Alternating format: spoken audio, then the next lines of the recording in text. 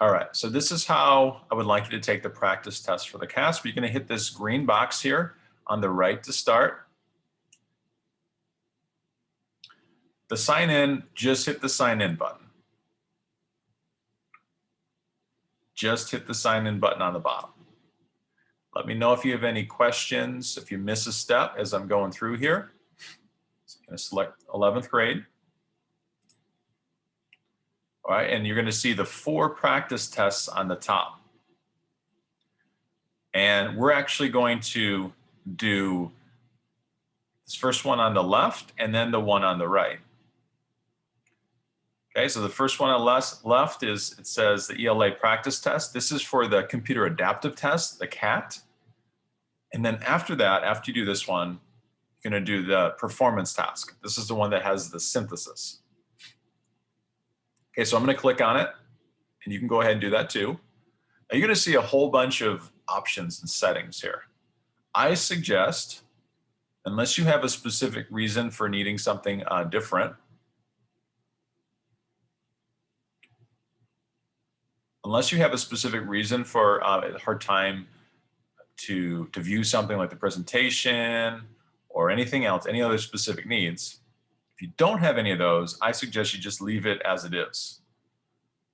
Because sometimes students like to change the background color to like black and then the font red. Well, that's interesting for a few seconds, but it's probably not going to help you to take the test. So unless you have any specific needs for visual, auditory, or presentation, I suggest you keep it as it is and just hit select.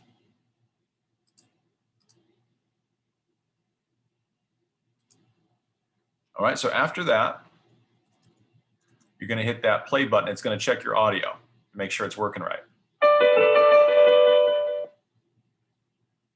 This is where I'm glad we're not in the classroom actually, because what usually happens right now is there's like 30 people who hit this at the same time, and some people keep hitting it over and over. It's annoying really fast. You may remember that from 8th grade.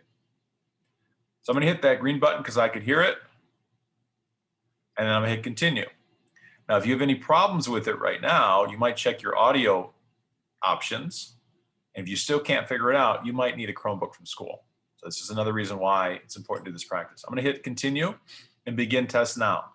So notice the green buttons are helping us to advance in the test. So if you missed a step there, chances are you have to hit a green button. All right, you have to hit a green button. All right, so here is the interface of the computer adaptive test. What you're going to see on the left is a reading. I can expand it by hitting this right arrow, makes it bigger. I can highlight, I'm going to select here. This is actually a highlighter. I feel like they can make it easier to find, but that's okay. I'm going to highlight this, for example. Okay, I can make it smaller. All right, I'm scrolling up and down here. And then my questions are on the right. Okay, now notice the questions are different than what we would normally think for a test.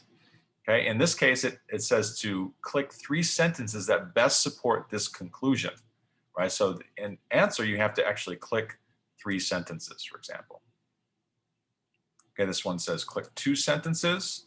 Okay, I want you to actually go through this, but I want to just briefly give an overview here. Okay, notice some of these, they have these little gray dots.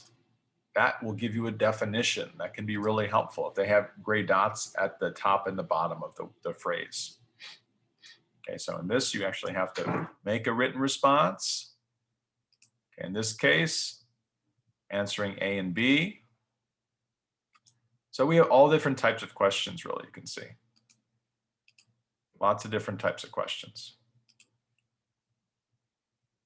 All right, so I would like you to go through this and do the practice test, just to get a sense of that.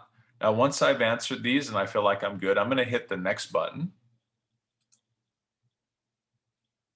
And it goes to that next part of the test.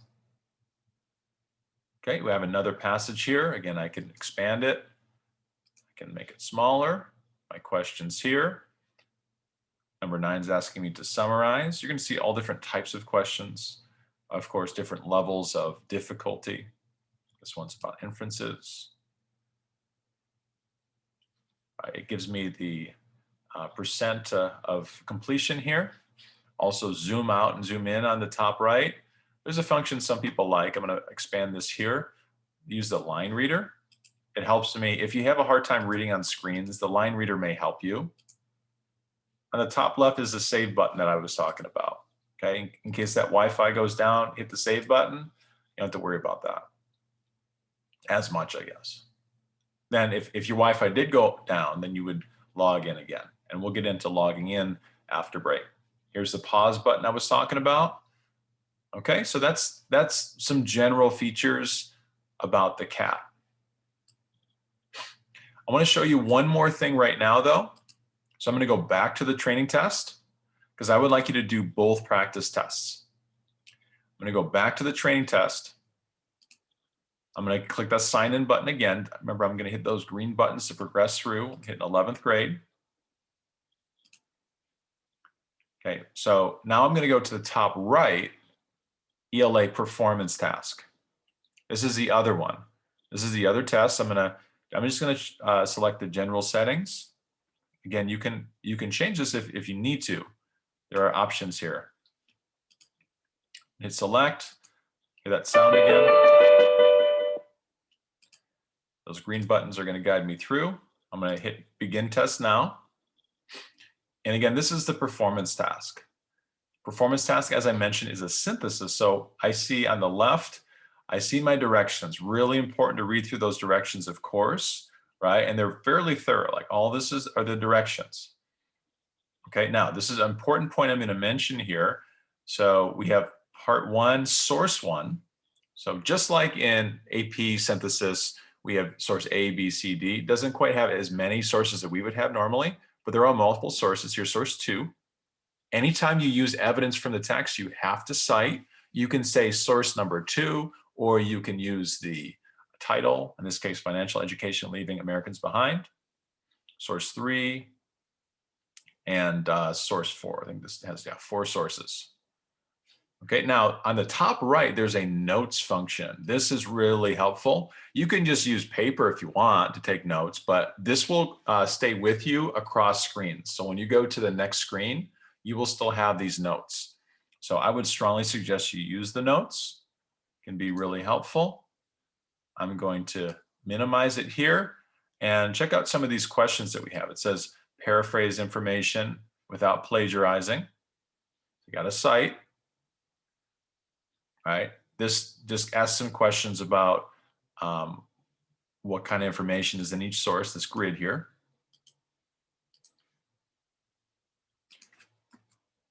All right, and so once I finish this whole thing, I would hit the next button. Now, I got to be careful here, though, on the performance task, because it does not let you go back. On the cat, you can go back to previous screens. For the performance task, you cannot. So it's reminding me here, are you sure you want to go on? If I do want to go on, because I can't go back, I'm going to hit next again. A second time, hit next, and then I'm going to hit yes, I'm sure. So 3 times I have to hit a button there. Now I get to the actual performance task. All right, so I have the same text. These are the same ones from the previous screen, same directions. All right, so those same texts again. I get my notes. My notes are here. And then, but the directions here for part 2 are different. So I got to pay attention to these directions. And it's going to ask me to write, it says a multi-paragraph argumentative essay. Okay. But your sources, your information, your evidence has to come from these sources. So that's what we call a synthesis. Right? So you should really be thinking about in this task, what you're doing is writing a synthesis argumentative essay. Okay, so your evidence, again, comes from these sources, these 4 sources. You would write here, and that's your performance task. Okay, so those are really the basics. After you do these 2 practice tests, I'm going to ask you to go to, again, your writer's notebook, to go to, it should be 75, but we're in the reflective journal. Okay, so that the next open page that you have, write a half-page reflection about your thoughts about the SBAC after completing the 2 SBAC practices. Right, and then we'll go from there.